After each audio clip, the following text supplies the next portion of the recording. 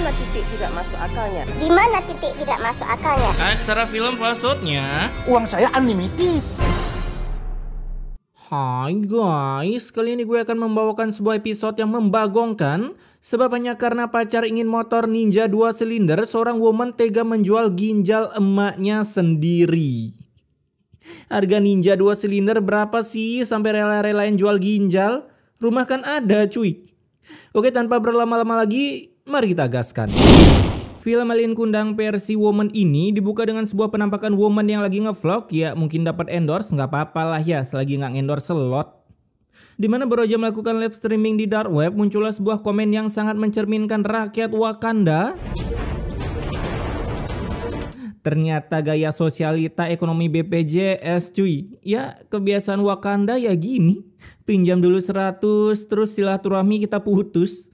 Selesainya Sipa shopping-shopping dari hasil memelas minjam ke teman-temannya dan ada juga dari hasil nipu jualan tiket konser, ya bisnis yang lagi digeluti oleh beberapa napi kemarin. Saat pulang ia pun berhasil diciduk oleh temannya sehingga terjadilah kejar-kejaran antar warga yang emosinya setinggi harapan orang tua kalian. Namun sialnya saat Sipa berhasil ditangkap datanglah sang pahlawan kesatria pembela kebenaran, Papa Zola. Lu mana berani sama perempuan lawan gue? POV ketika ada cewek yang kalian suka diganggu. Alhasil manusia berbatang bernama Repan ini pun langsung melakukan baku gedik sampai para minion di sana pada surrender. Dan akhirnya salah satu minion mengungkapkan kalau orang yang disukai Repan adalah seorang begundal yang udah menjual tiket konser Coldplay palsu ke mereka. Udah lah, gebukin aja nih cewek. Tunggu. Kita kan mahasiswa satu kampus. Kalian jangan main hakim sendiri. Lah, itu berame cuy. 1, 2, 3, 4. Ada 4 masih dibilang sendiri. Daripada baku hantam sesama member kampus, Repan pun merekomendasikan untuk membawa masalah ini ke dekan. Jadinya saat Simak datang ke kampus mengira anaknya dapat prestasi top siswa beban keluarga ketika berada di rumah, ia pun sungguh bagong mendengar Sipa telah melakukan penipuan senilai 20 juta. Widih, auto beli iPhone 16 itu. Tapi masih dikit sih ketimbang yang 270 triliun. Itu nyicil bumi apa DP bumi? Padekan pun bilang kalau Sipa akan di-DO jika tak bisa mengembalikan uang mahasiswa yang tingkat emosinya seperti para pendemo. 01. Jadinya daripada takut anaknya di-DO, Simak yang pengen banget punya anak bertitel, ya walaupun ujung-ujungnya nyari kerja butuh skill dan insider, cueks. Akhirnya Sipa pun masih boleh keterima kuliah di sana, sedangkan untuk Repan udah jadi pahlawan kepagian, pakai nerima bacotan dari Sipa segala lagi. Gue bukannya sok perhatian sama lo, tapi gue beneran suka sama lu, Siva. Suka kok sama woman begundal. Dari sini kelihatan banget ya guys ya, cowok itu mandang fisik persetan sama sifat. Yang penting fisik is number one cuy. Sesampai di rumah, Sipa yang begitu kesal karena ia harus nipu dulu biar bisa nyobain barang-barang branded. Geblek emang. Seketika sebuah tutur pun langsung keluar dari cangkemnya. Aku nyesel banget sih lahir dari keluarga gembel kayak gini. Masukin lagi bu, masukin lagi ke rahim itu. Bahkan setelah memberikan kata yang ramah bagi bocil game toksik, keesokan harinya saat mau ngampus, Bu, minta 1 juta dong. Kagak ngota, itu mau jajan apa beli velg Mio bekas cuy. Mendengar anaknya minta uang jajan sekelas Rapatar, emaknya pun hanya bisa bagong. Lu kira gue rapi amat nyari duit segitu tinggal ngupil? Sampai akibat keinginannya tak dikasih, kini Sipa pun langsung mengamuk mengunboxing seluruh orderan jahitan emaknya. Sipa versi India ngejar penjahat. Lah, Sipa versi kita cosplay Malin Kundang. Ya, beda titit. Nah, ketika di kampus, Sipa pun mencurahkan isi hati spek durhakanya yang secara barbar merosting emaknya di depan teman-temannya. Lagian gue bingung sama nyokap gue deh. Udah miskin, janda, maksa banget buat gue kuliah. Buset. Orang-orang di luaran sana bela-belain kuliah pakai duit sendiri, ini udah dijokiin orang tua masih ngeluh. Apa? Cowok idaman mana tuh datang? Mana mau gue sama cowok gembel kayak gitu. Kan klop cowok gembel sama cewek miskin kayak lo. Wih, sipik banget cuy. Rasanya seperti ingin kembali ke rahim orang tua. Di rumah Sima pun mulai mereview ulang perhiasan pemberian suaminya yang dulu dikasih saat lagi bagong di kafe remang-remang sambil menyetel lagu Kita Bikin Romantis. Sampai lupa untuk pipis Karena setelah mengingat kisah tersebut, baru aja mau menjual agar si Sipa bisa jajan 1 juta di kampus. Buset dah. Datanglah bapak-bapak pemburu hutang ke sana dan langsung mengambil perhiasan itu sebagai tanda pelunas hutangnya. Hutang lunas, anak pun semakin ganas. Dimana saat Sipa pulang, ia kembali memberi bacotan emaknya yang gagal menjual perhiasan. Bahkan saat masuk ke dalam, Sipa kembali ngedumel sebab menu makan siangnya cuma tempe yang dicocol sambal ABCDEFG. Ibu gak mau ngasih aku makan? Ibu mau aku kelaparan kayak gembel di luar sana gitu? Iya. Lah, itu tempe bisa dimakan, bukannya makan malah ngedumel. Kala itu teman Sipa pun menelpon untuk mengajak Sipa pergi ke klub nanti malam, namun awalnya Sipa menolak karena nggak punya uang. Tapi setelah mendengar kalau musiknya adalah musik fangkot, lagu Nek Bemo ini mah, Sipa pun auto setuju. Wih, demi musik fangkot. Tapi gue gak ada duit ya. Kan gak mungkin gue datang ke klub gak punya duit. Gak banget lah. Nah malam harinya Sipa pun cus OTW ke klub dengan mengendarai Scoopy embernya. Buset dah, gayanya stylish banget cuy. Dimana meskipun petir menyambar angin kencang, si Sipa tetap gas demi lagu DJ fangkotnya. Karena sesampai di sana ia langsung melirik seorang manusia berbatang yang berduit. Asik. Sampai membuat remku anget buang. Tapi saat mau disamperin, datanglah yang beb si cowok berduit ini bernama Edo. Sehingga trio begunal ini mulai menyusun rencana gimana caranya untuk mendapatkan hati ayang Edo demi sebuah ATM berjalan. Lagian klub macam apaan kayak gini? Ini mah angkringan, cuma dikasih lampu klip doang. Di sana Sipa pun mulai menerapkan pura-pura terseliding kaki pacar Edo yaitu Dea. Hingga sebuah pertikaian pun terjadi dan Edo terpaksa membawa pacarnya keluar sebelum menerapkan ilmu baku gedik versi womannya. Ya, apalagi kalau bukan jambak-jambakan. Sedangkan keesokan harinya, emak Sipa yang uangnya dicuri untuk pergi ke klub, kini ia pun mulai melamar kerja sebagai tukang jualan emas Pak Haji ini yang langsung keterima dengan menggunakan orang dalam. Makanya cuy, pentingnya orang dalam mencari kerja, apalagi ini sepupunya cuy. Di sisi lain saat di kampus, Edo pun tak sengaja menabrak Sipa dan terjadilah sebuah percakapan karena Sipa mencoba meyakinkan Edo kalau ceweknya adalah pengguna aplikasi Saya Berbicara. Ada orang asing yang kirim ke aku. Terus dia bilang katanya cewek kamu juga suka open BO gitu. Oh, ayam kampus. Hasil mendengar gosipan tersebut, si Edo seketika bagong apalagi saat pacarnya datang nyamperin. Terputus. Semudah itu cuy iman manusia berbatang. Bukannya nanya baik-baik dulu langsung ambil keputusan. Hingga sepulang kuliah, Edo langsung berterima kasih ke Sipa atas informasinya yang diberikan. Makasih ya, kamu udah bantu bukain mataku soal kelakuan pacar aku. Kepala bapaknya lah bukain mata. Kala itu Sipa pun sampai ditawari pulang dengan Edo. Ya elah bisa aja lu do, pulang-pulang aja ke Ayu. Bahkan sebelum pulang, si Sipa diajak nongki dulu di angkringan sembari menikmati wajah Sipa yang rupanya juga membuat Edo tersaknikan. Ini cewek cantik juga. Gue mainin aja apa ya nih cewek? Ceweknya katanya open BO, terus Edo ternyata suka mainin cewek. Curiga gue, jangan-jangan Edo pelanggan setianya si Dea cuy. Di sana Edo pun mulai merayu Sipa, apalagi saat mau pulang. Aduh, udah tahu ketinggalan lagi. Bisa pakai duit kamu dulu nggak? Selain suka mainin cewek, si Edo ternyata manusia mau kondo cuy. Sesampai di rumah, Edo pun termenung dan ingin mengheningkan cipta setelah melihat bentukan rumah Sipa yang perlu ikutan acara bedah rumah. Sedangkan Sipa terlihat begitu bangga karena manusia berbatang yang diidam-idamkannya sejak masih jadi zigot telah berhasil didapatkannya. Ya elah, nggak tahu aja dia Edo juga kismin. Yang satu ngira cowoknya tajir, yang satu ngira ceweknya juga tajir. Keesokan harinya saat emaknya pergi mau warisan dengan teman-temannya. Bu ngaca bu. Tampang-tampang kayak orang susah ibu gini ikut-ikut arisan. Sosialita. Wih, cocok banget nih gue kirim ke teman sosialita ekonomi begitu sulit sampai sembelit. Minjem uang kagak dikembali-kembaliin.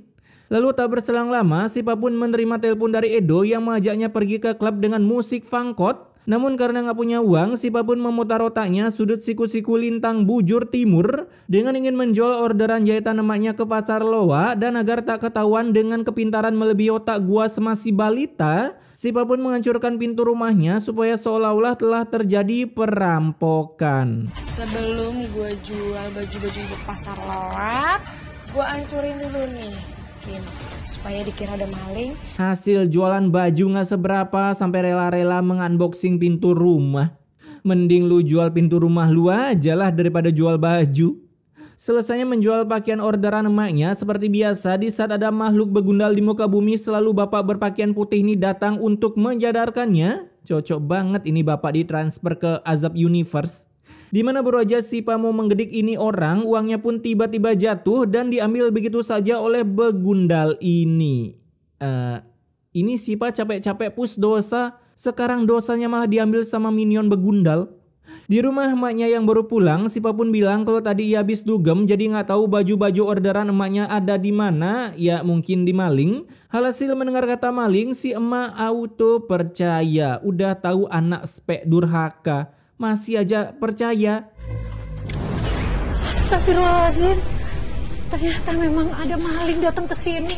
Maling mah mikir-mikir juga bu datang ke rumah ibu, nggak ada apanya. Nah di sana melihat dompet emaknya nganggur ketika di unboxing, sedap dap cuy. Sipa pun berhasil mendapatkan cuan segepok karena kebetulan emaknya lagi ngelapor ke customer yang bajunya dijual oleh Sipa. BGST kali emang Sipa. Namun beruntung saat malam tiba kelakuan Sipa berhasil diciduk oleh emaknya setelah melihat dompetnya kosong. Dan langsung mencegat Sipa sebelum lokot dari rumah. Tapi walaupun udah ketahuan dengan mengunboxing tasnya, si Sipa tetap tak mau mengembalikannya karena baginya dugem diiringi musik Fangkot is number one. Ketika ketemu Edo, Sipa pun bilang kalau ia udah dipaksa nikah sama laki-laki lain oleh orang tuanya, makanya nggak mau balik ke rumah. Sehingga mendengar itu, kesempatan dong. Edo, kamu tinggal di rumahku aja. Lumayan buat menuhin kasur ya nggak Duh? Biar pernah ketindihan gitu.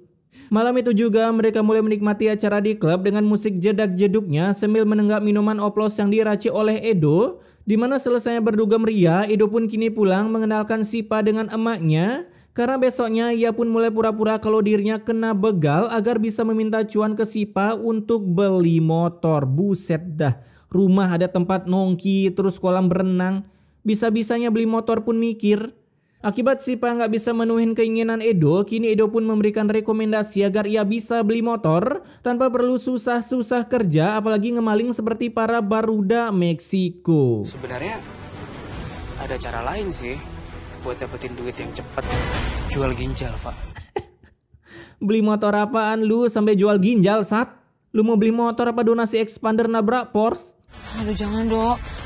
Enggak, aku nggak mau ya sampai kamu terluka kayak gitu. Udah urusan ginjal, biar jadi urusan aku aja. Nambah bodohnya. Duit segitu mending pakai nyalek daripada muasin pacar cuy. Ya walaupun suaranya dikit sih. Setelah diberi ide kemanu akalan oleh Edo, kini Sipa pun seketika pulang dan mencurahkan keluh kesahnya. Ada orang yang ngancam Sipa untuk nyebarin foto Sipa lagi mandi di internet. Lah, serius? Coba gua cari. Foto Sipa lagi mandi. Enggak, bulan puasa cuy, nggak boleh gede dosa. Hasil dengan ancaman tersebut, Sipa pun bilang kalau ia harus bayar 30 juta daripada foto nya tersebar di internet. Sehingga Sipa harus memutar otaknya dan menyuruh sepupunya untuk mencari pinjaman ke teman-temannya. Ya elah. Tolong bayar 35 juta itu, ibu jual apa gitu? Ya udah bu, jual anaknya aja bu, udah lunas dah tuh 35 juta, mayan dapat kembalian. Karena nggak punya uang, Sipa pun bilang ingin menjual ginjalnya, namun karena kasih ibu kepada beta, seketika emaknya pun malah berkata, aduh. Ya udah, ibu aja yang jual ginjal ibu sih Pak. Rumah bilek lah, ada gua bukannya dijual malah milih si ginjal. Hari itu juga mereka langsung ke yayasan penggiveaway ginjal, di mana Simak mulai melakukan tes kesehatan dan jika dinyatakan sehat maka Simak bisa mendapatkan kompensasi 35 juta. Lalu untuk sisanya kalau ginjal Simak udah dipindahkan ke pasien yang membutuhkan. Lah, kalau gitu C aja lah, kalau udah dapat uang langsung kabur. Nah beberapa jam ketika Simak dicek kesehatannya menggunakan stetoskop, ini mau ngecek ginjal sehat atau vonis pasien meninggal cuy. Akhirnya Sipa pun mendapatkan surat kalau ginjal Sima sehat sehingga uang kompensasi pun langsung ditransfer senilai 35 juta ke rekening Sipa. Kemudian di sisi lain Edo yang lagi gabut, uang itu pun ditransfer ke Edo untuk beli motor Ninja, ya walaupun cuma 1 silinder. Makasih banget sayang. Kita ketemu di tempat biasa ya. Kita beli motornya bareng-bareng. Kurang enak apalagi, cuman modal titit dan ketamfanan bisa dapat motor. Namun tak berselang lama datanglah polisi yang menggerebek yayasan tersebut karena rupanya itu tempat penjualan manusia berkedok jual ginjal. Hasil Sima yang masih AFK di sana, ia pun harus ditangkap sebagai saksi, sedangkan Sipa, aduh.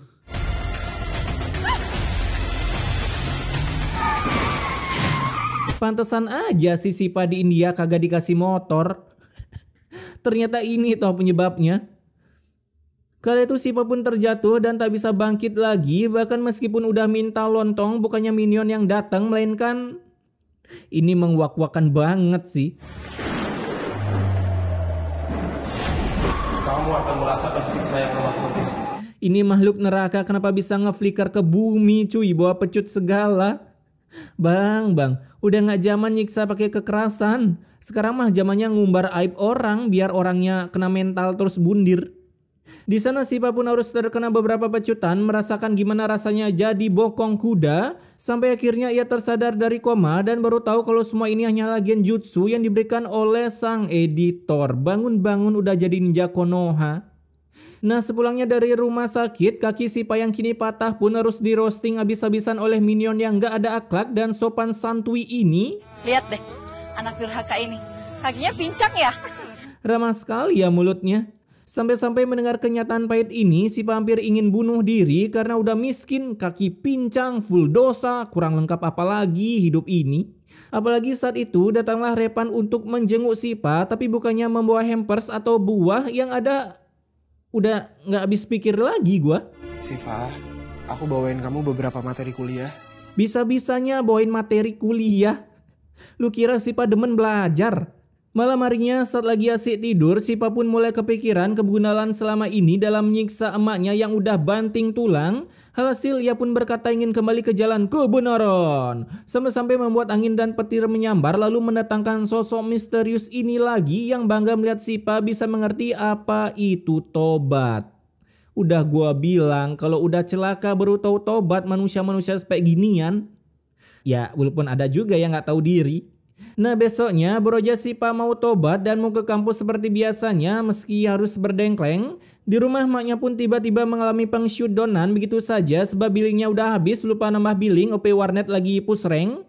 Yang saat dibawa ke rumah sakit, Ibu Rahma mengidap penyakit kista ovarium yang sudah akut. Sehingga mendengar itu si Sipa pun begitu bagong, kok bisa mak gua punya anak padahal punya penyakit kista sejak jadi zigot. Tapi setelah sepupu maknya berkata, Sebenarnya kamu memang bukan anak kandung Mbak Rahma. Sipa pun baru tahu kalau dirinya anak pungut yang membegundalkan selama ini. Aduh. Namun yang namanya nasi udah jadi tepung kanji, Sipa pun hanya bisa meminta maaf sambil menangis. Ya kebiasaan beberapa woman emang gitu, apapun keadaannya menangis is number one. Ya apalagi cuy, nggak bisa ngapa-ngapain. Hari itu juga untuk membayar biaya pengobatan emaknya, Sipa pun datang menemui Edo untuk meminta uang pembelian motor dikembalikan, tapi Edo yang menolak dengan alasan, lah orang elu yang ngasih gua kan gak ada minta. Lalu datanglah dia ke sana dan mengungkapkan sesuatu yang menyakitkan. Emangnya kita pernah putus? Aduh, gak kebayang sih. Kalau pacaran sama cewek lumpuh ya lo. Sakitnya itu. Karena rupanya selama ini mereka cuma pura-pura putus supaya Edo bisa menikmati kekayaan orang lain selain uang dari Dea. Sesat, mau kondonya udah direncanakan. Akibat nggak ada uang buat rawat inap, kini Sipa pun terpaksa memulangkan emaknya dan hanya mengandalkan doa untuk kesembuhan emaknya.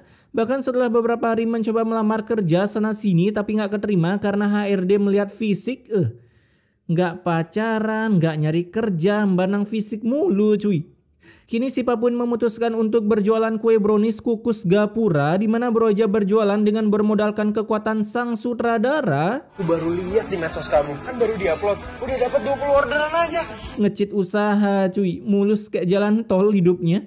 Di kampus Sipa pun menerima hinaan. Alah, jualan kue brownies mana bisa sukses cuy. Kira-kira begitulah kata-katanya. Sampai-sampai saking ingin menjatuhkannya, dia dan begundal Mokondo ini pun membuat konten review kue Sipa agar orang-orang jadi takut untuk membeli kuenya. Nah, dengan kekuatan FYP, aplikasi Geblek dan yang lainnya, kini setiap Sipa menaruh dagangan selalu ditolak, bahkan ya biasalah minion. Impostor banget emak-emak baju biru ini cuy. Di sana si Mak pun memberi bukti bukan janji berupa video dia yang uwe-uwe memakan kue buatan Sipa. Tapi setelah Repan datang dan mencicipinya, terbukti kalau kue tersebut tak beracun, tak seperti yang ada di dalam video.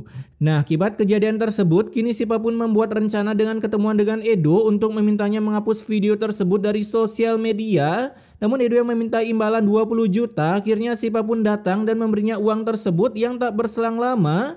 Datanglah polisi ke sana untuk menangkap Edo dengan laporan pencemaran nama baik dan UU ITE di sosial media. Cia, nyebarin hoax sih lu, ketangkep kan? Emang gampang banget sekarang kalau sosial media jelek-jelekin orang. Ngeri cuy. Beberapa hari setelah si Edo Mokondo lenyap dari kehidupan, kini diceritakanlah Sipa udah selesai wisuda ya meskipun make jasa bikin skripsi. Dimana saat mengajak emaknya jalan-jalan di taman, Sipa pun memberi sebuah surprise berupa kwitansi pemberangkatan emaknya naik haji meskipun masa tunggunya sekitar 20 tahunan. Keburu koit dong, udah tahu emaknya punya penyakit.